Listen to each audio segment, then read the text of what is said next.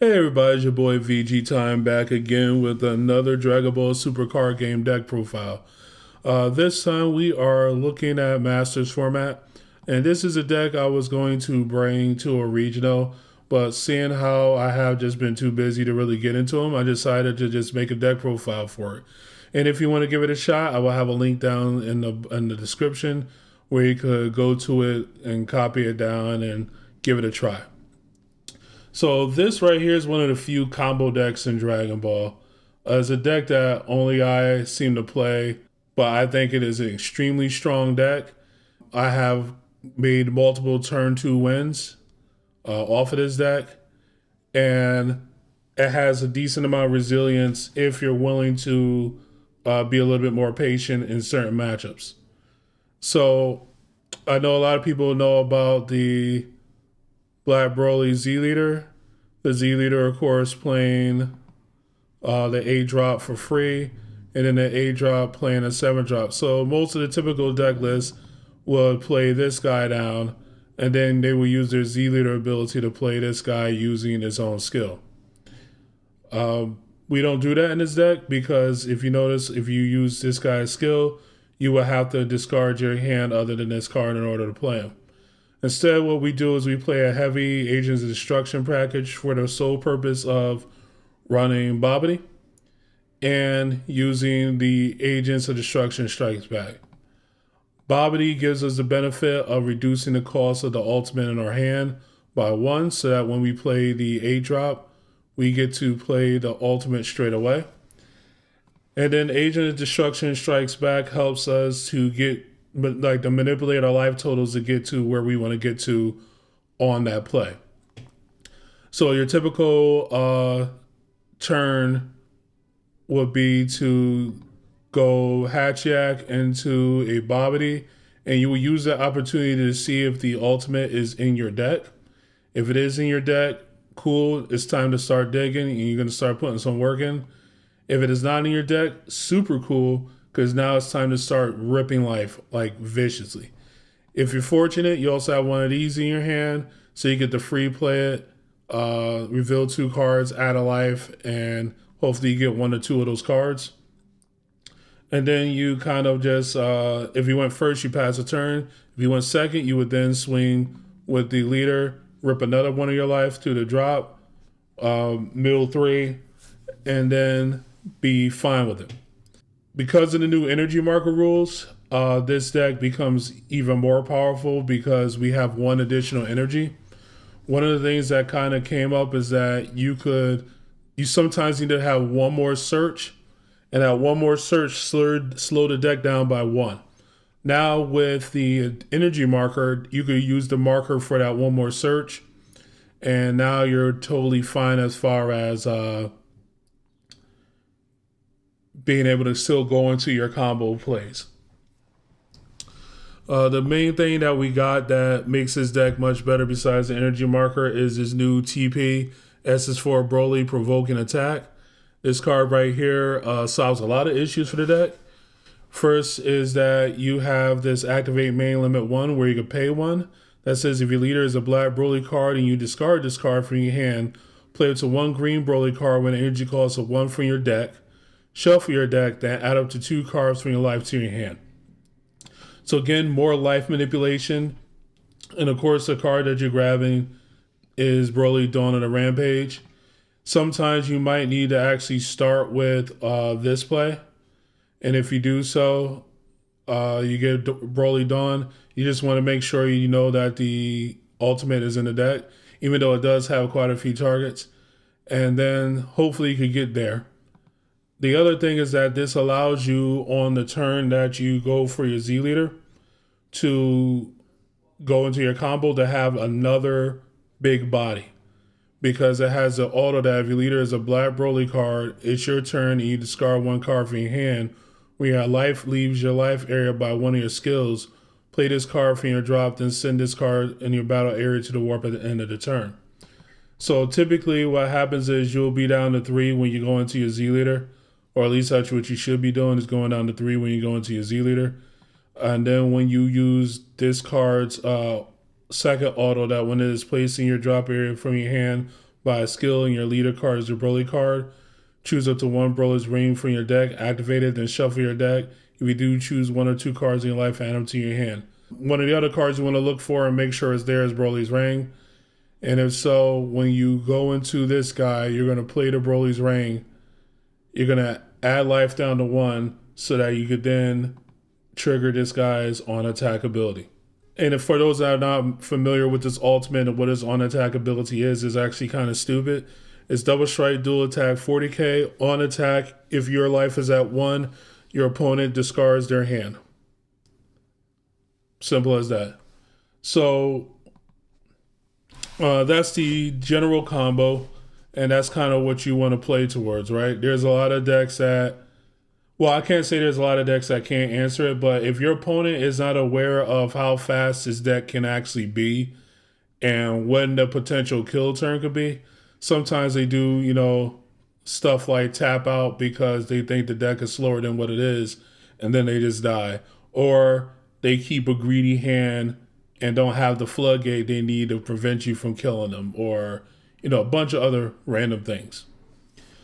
As a pilot of the deck, you have to be able to pivot depending on what the matchup is, right?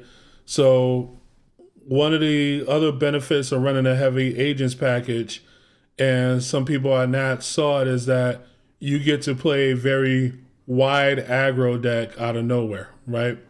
If you see that it's a matchup where doing something like this may not be the way, and there are matchups like that, or you have to be a little bit more patient before you could go into it, you could do something like make Bobbity turn 1, turn 2, make a Turles swing, top 5, search up something, do your thing, and then negate with Garlic.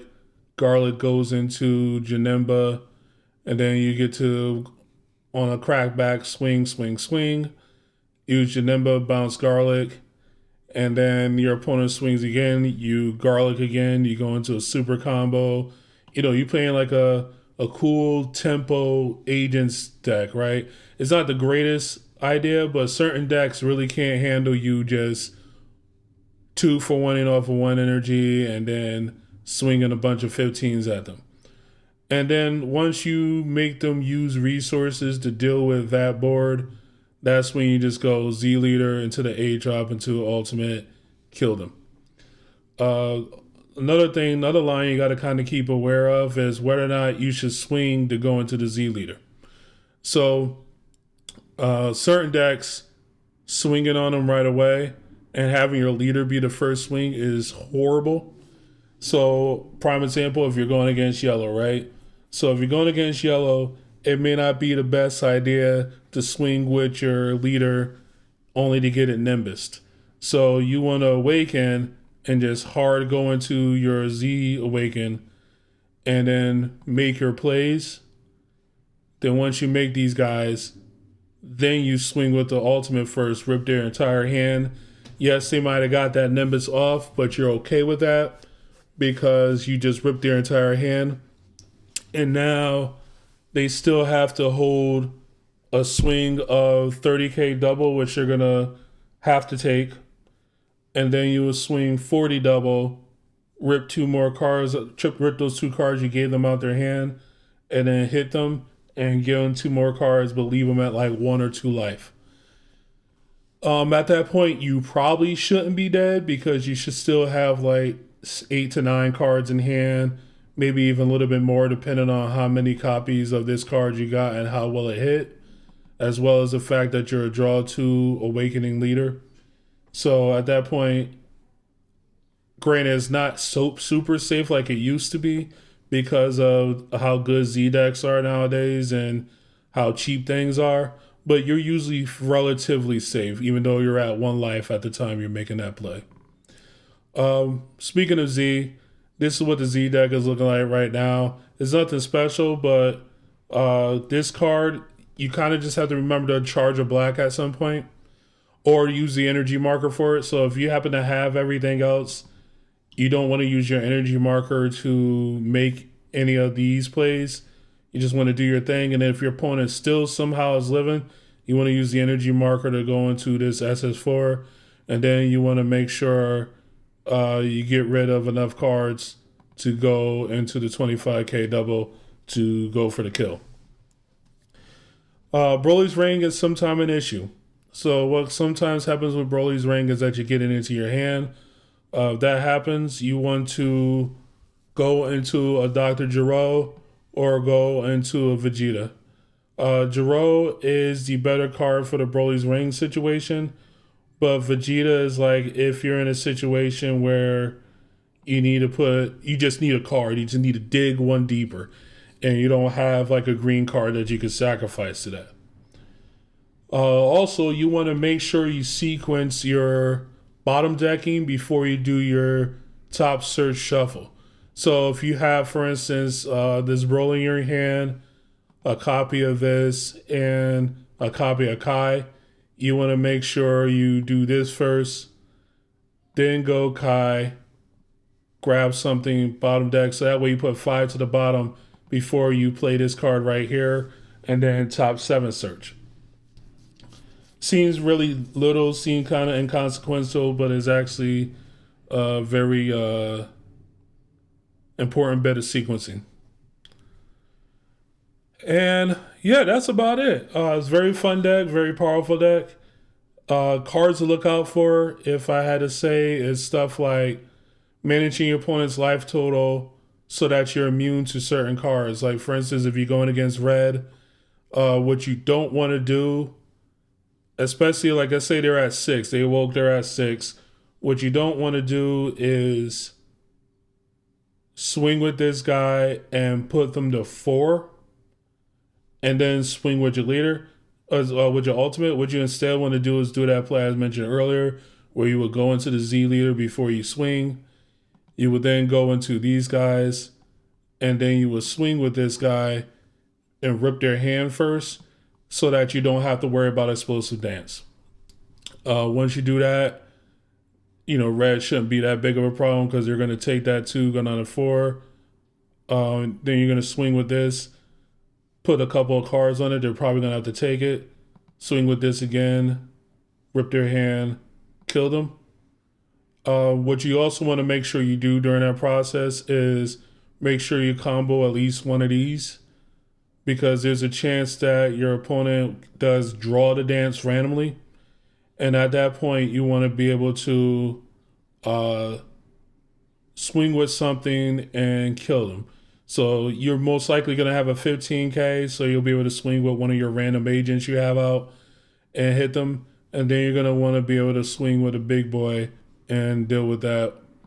You can even do something like use the Z leader skill to get rid of your Broly's Ring to rip a card out their hand before you even swing with them. Against yellow, we already talked about Nimbus. Against green, you got Dormant. You can't really play around Dormant, but the cool thing is that, Dormant is kind of opposite of Nimbus, right?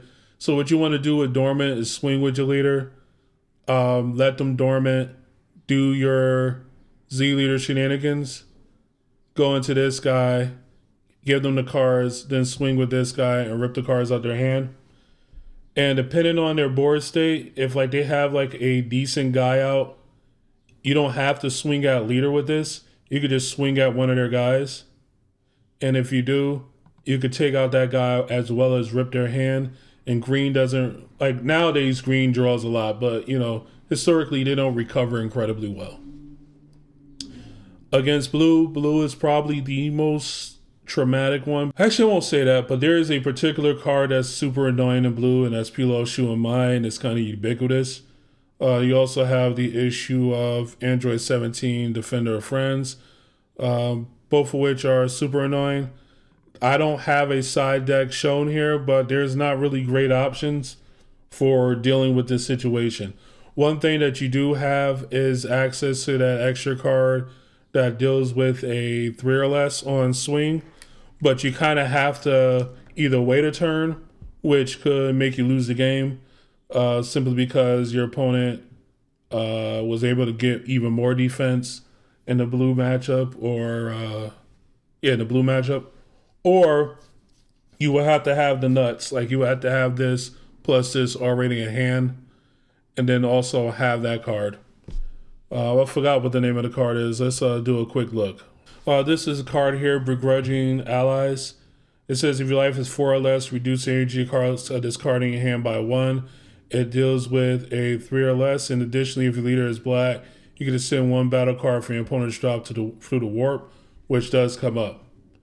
So that's kind of an option for you if you're really worried about the blue matchup, is you could bring this in.